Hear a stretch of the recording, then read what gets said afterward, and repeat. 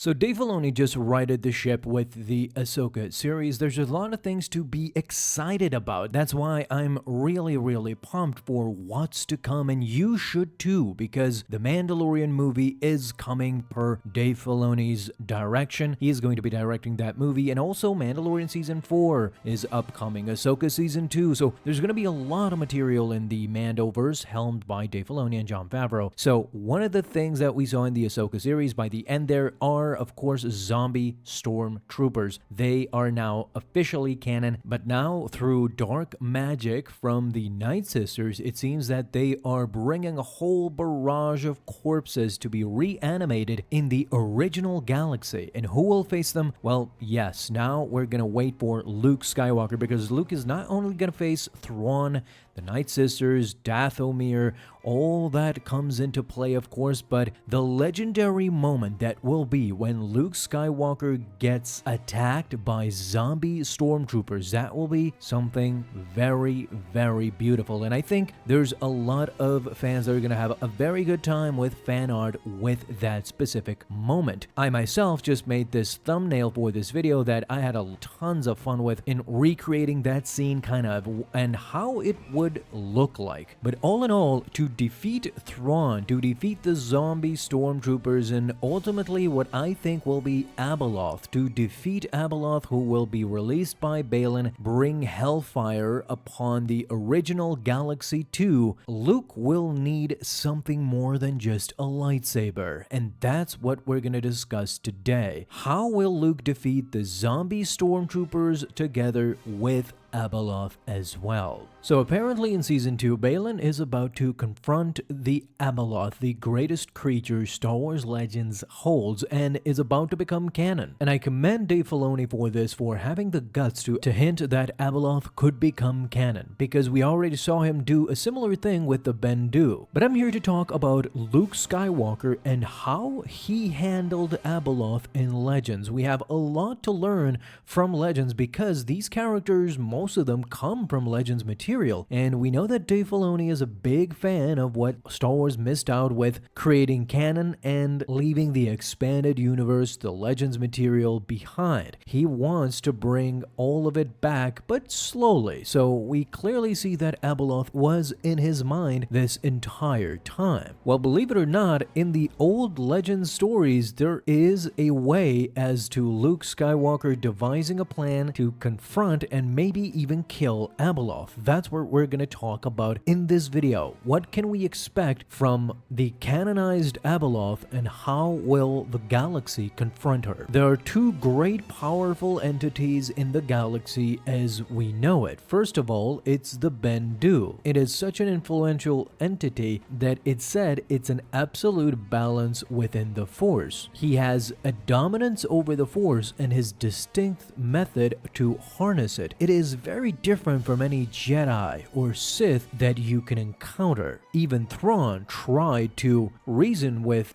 this creature and it couldn't. It outsmarted Thrawn in a second and made him look like a fool. It disappeared before him, so much so that Thrawn was intrigued. I believe this is the moment where Thrawn starts to take the Force very seriously. So talking about Abeloth, what could defeat it, we have a couple of questions that we need answering. First of all, I want to take your mind at ease and talk about the question of, could the Bendu actually defeat Abeloth? So with that in mind, Abeloth of course carved her reputation in Legends after she emerged again to threaten the galaxy, only to be thwarted by a peak powerful Luke Skywalker. I believe that if we compare the canon Luke right now and the Legends Luke at this time around the New Republic era, Legends Luke was a bit more powerful, I think, but this Luke is not a slouch either. So in those Legend stories, Grandmaster Luke Skywalker was also supported by a united force of Sith and also Darth Krayt. In the tale, Abeloth is pushed back by Luke but remains unscathed. We've talked multiple times about Abeloth's strength in multiple videos, but more recently it has come up because of Balin's actions. Now we need to talk talk about a new question also. After her setback, Abeloth isn't eliminated but merely retreats into a deep rest. Her mastery over the Force outshines almost all entities, placing her as one of the most formidable figures in the Star Wars history, so surpassing any Jedi or Sith before and after. How could you ask Luke to deal with such a great creature? Now, because the Bendu is a Force manifestation sorta, the Bendu could not eliminate Abeloth, and the problem with all of this is even so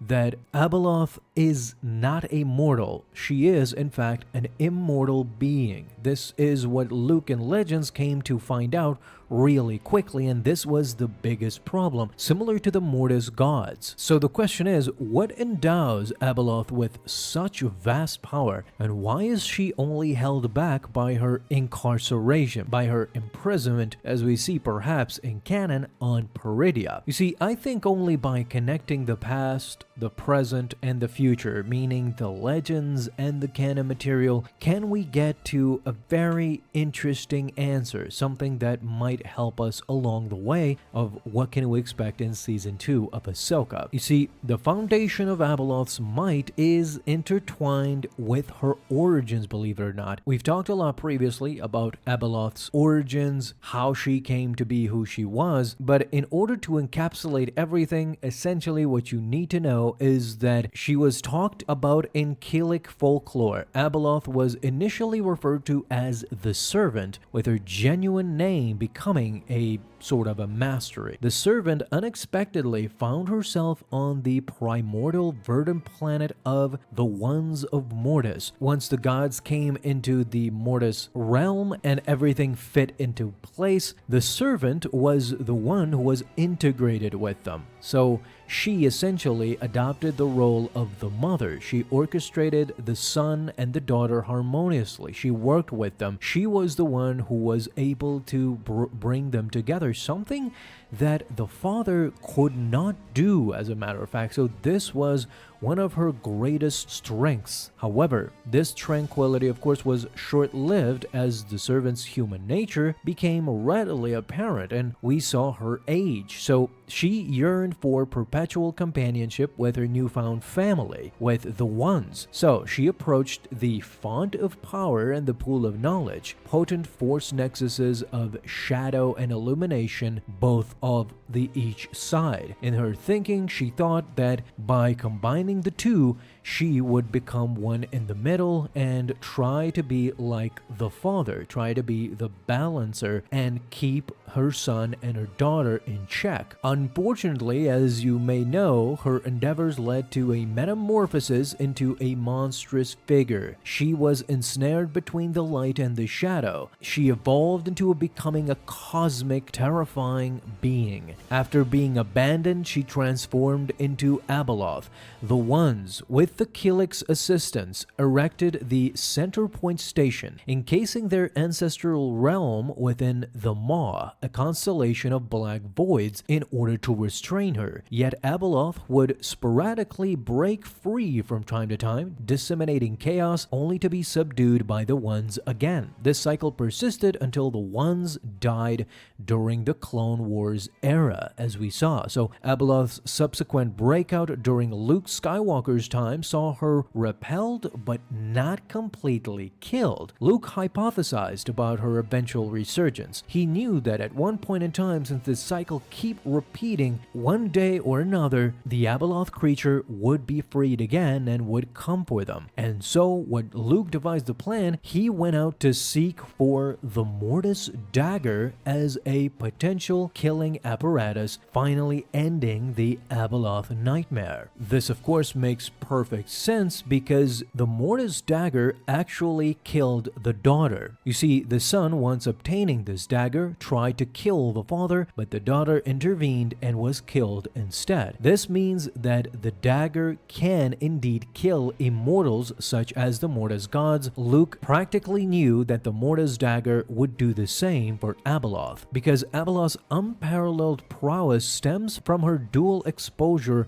to both nexuses. So she has unmatched wisdom and also unmatched might. Her vast array of capabilities combined with her insight rendered her nearly undefeatable and immortal to boot. Only the essence of Force light, which demands purity, eluded her. This was the biggest problem. So Abeloth's healing prowess surpassed even Luke's abilities, which in Legends is legendary, and her resilience hinted at her potential eternity, of course, being immortal. So this means that the only tool to be used against her is the Mortis dagger, which as of right now, both in canon and back then in Legends, the whereabouts were unknown. Luke essentially tells us from Legends lore and material that Dave Filoni is readily inspired by that he will eventually use the Mortis dagger at some point. This gives us a hint was also given in the finale because the Great Mothers of Dathomir were able to retrieve the Blade of Talzin by using dark magic and gave it to Morgan Elsbeth. When Thrawn destroyed the Witch Tower, the Night Sisters were taken aback and looked at him with a bit of discontent. Could there be a schism? Will the relationship break down in Season 2 and the Night Sisters might help Luke Skywalker in obtaining the Mortis dagger? I think that would be just amazing and beautiful to see, but sadly Season 2 is far off, so I would love to know. Until then, let's speculate and see what do you think about the Mortis dagger killing Abeloth. Talk to me down below.